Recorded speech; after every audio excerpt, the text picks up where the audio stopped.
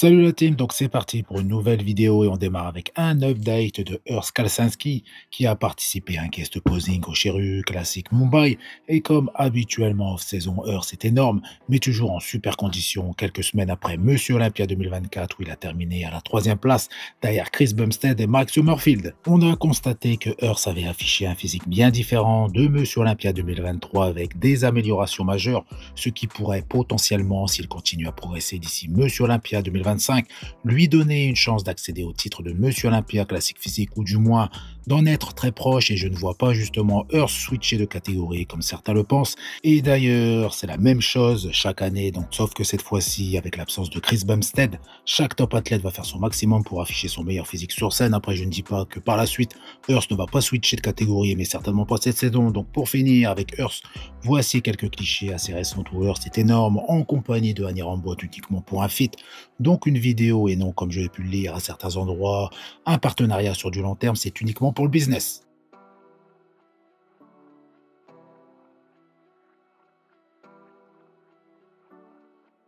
Update de Blessing à Wadibu et personnellement j'ai eu du mal à le reconnaître sur cette photo mais une chose est sûre, c'est que Blessing a pris énormément de poids et pas uniquement de qualité au vu de son physique très flotteux avec un body fat assez élevé sur certaines zones et Blessing est l'un des rares athlètes actuels à afficher une telle différence de conditions en off-saison car la plupart des athlètes restent assez propres et parviennent quand même à progresser. Donc après si cette prise de poids assez conséquente lui permet de rendre plus complet son physique pourquoi pas et si on regarde bien son physique de face et de dos une grosse partie de son poids est due à de la rétention d'eau qui sera, je pense, assez vite éjectée.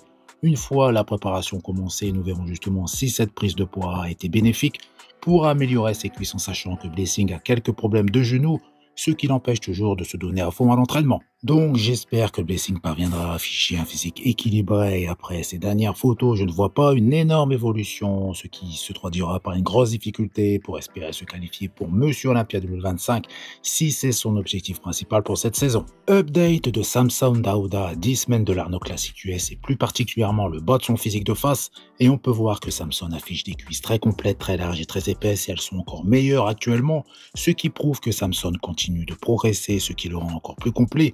Et pour moi, elles sont les meilleures des top athlètes car je ne parle pas de la catégorie Open dans son intégralité et je pense bien évidemment à Rubel Mosquera. Pour moi, aucun top athlète n'affiche de telles cuisses aussi volumineuses sous tous les angles, ce qui est assez impressionnant compte tenu de la taille de Samson qui est de 1m80 et non de 1m70 donc, même si sur cette vidéo on ne voit pas l'ensemble du physique de Samson, ce qui accentue le volume de ses cuisses que je trouve justement superbe avec, il faut le souligner, des adducteurs énormes et je suis sûr que Samson va nous présenter un meilleur physique à cet Arnold Classic US 2025 qu'à Monsieur Olympia 2024, ce qui lui permettrait d'enchaîner avec le titre de Monsieur Olympia et celui de l'Arnold Classic. On ne connaît pas le poids actuel de Samson Dauda car depuis quelques jours il a démarré sa préparation mais il doit être à plus de 145 kg et on voit déjà de très belles séparations.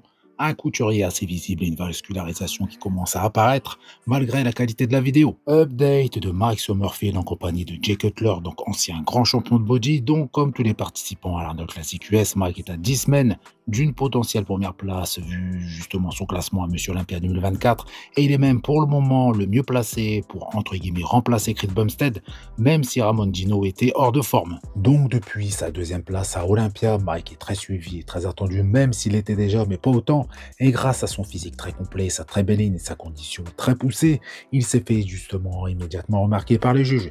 Ici à l'entame de sa préparation car elle vient tout juste de commencer, son physique va commencer à devenir de plus en plus conditionné mais également plus rond et plus dur et si c'est le cas comme à Monsieur Olympia, il va de nouveau surclasser Wesley qui ne parviendra pas à rattraper le retard justement vis-à-vis du bas de sa chaîne postérieure et même sur du long terme ça s'annonce assez difficile. Par contre sur le plan de la ligne, personnellement, je préfère Wesley qui affiche cette ligne classique, chose que Mike n'affiche pas autant par rapport à sa petite taille, même s'il reste très esthétique.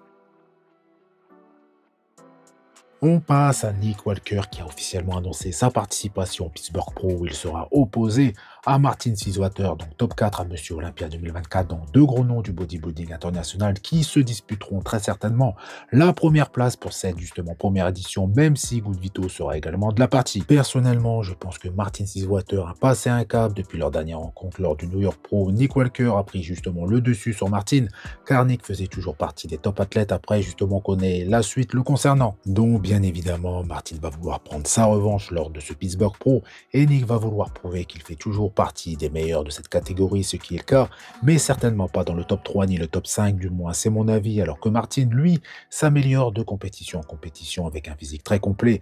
Martin gagne du volume de façon contrôlée pour ne pas justement déséquilibrer son physique. De plus, Martin affiche un physique beaucoup plus esthétique avec une taille beaucoup plus fine, sans être d'abdomen justement disproportionné, ni ce déséquilibre bas et haut du corps, même si sur cette photo devant justement ce miroir, Nick donne l'impression d'avoir gagné du volume sur ses quadriceps, mais cela reste une photo des réseaux. Par contre, la scène, c'est autre chose et malheureusement, avec ses fémurs courts, Nick aura beaucoup de difficultés pour lutter.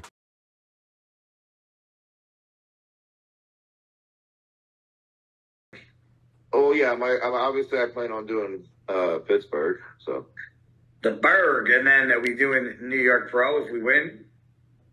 that's up in the air. I'm not gonna say no to it. I'm not gonna say yes to it and get everyone's hopes and dreams held high here. That Pittsburgh show is supposed to be like a badass show slash expo this year. Oh yeah, they're doing it big. And the reason why I did not do the Arnold, because everyone keeps calling me a pussy, um, I didn't feel I was gonna be ready for it, to be honest.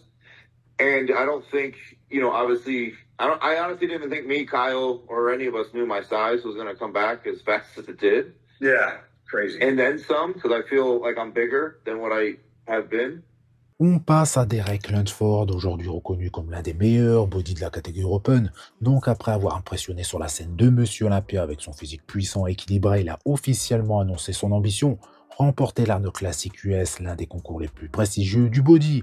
Cette fois, il ne s'agit pas simplement justement de participer, il est déterminé à décrocher la première place.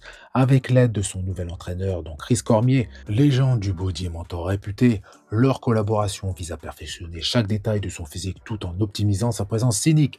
Derek aborde cette préparation avec un état d'esprit conquérant, déclarant qu'il ne vient pas pour la deuxième place, mais bien pour s'imposer. Son passage de la catégorie 212 à l'Open a marqué justement un tournant dans sa carrière, démontrant qu'il pouvait rivaliser avec les plus grands noms de la catégorie.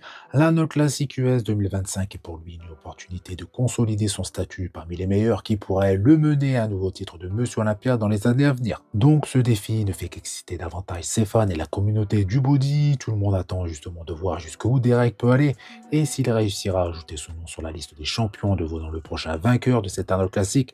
Une chose est sûre, il est prêt à tout donner pour atteindre son objectif. Ne vous méprenez pas, je viens pour gagner et je crois que je suis le meilleur au monde quand je fais de mon mieux et je n'attends rien de moins que cela pour cet Arnold. Comme je l'ai dit, nous sommes à 10 semaines maintenant, mais le monde entier a probablement senti que je voulais revenir et prouver quelque chose sur scène, vous savez, comme je l'ai dit, que je suis le meilleur. J'ai plus à apporter avec mon physique, oui, c'est vrai. Avoir un titre Arnold classique est quelque chose que j'ai toujours voulu. On enchaîne avec Seth Feroz, donc célèbre bodybuilder et personnalité influente dans le monde du fitness. Il a récemment annoncé s'être blessé au niveau de l'adducteur, donc cette blessure est survenue lors d'un entraînement intense, ce qui reflète son approche typique de tout donner à chaque séance. Donc malgré la douleur et l'impact potentiel sur sa routine, Seth a partagé cette nouvelle avec ses fans et de manière honnête et transparente, comme il en a l'habitude. Donc dans une vidéo publiée sur ses réseaux, Seth a expliqué comment l'incident s'est produit et a justement insisté sur l'importance d'écouter son corps. Seth a également préciser qu'il prendra le temps nécessaire pour récupérer correctement afin d'éviter d'aggraver la situation. Et cette blessure, bien qu'importante, ne semble pas ébranler son mental, Seth affirmant qu'il utilisera cette période pour se concentrer sur d'autres aspects de sa forme et de son bien-être.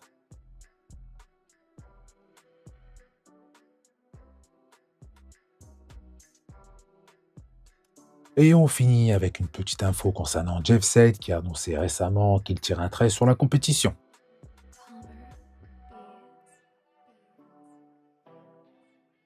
Donc voilà, c'est tout pour cette vidéo. Donc comme d'habitude, je compte sur vous pour faire péter les pouces bleus, ça fait plaisir. Vous pensez à vous abonner pour ne rater aucune de mes prochaines vidéos. Je vous dis à bientôt.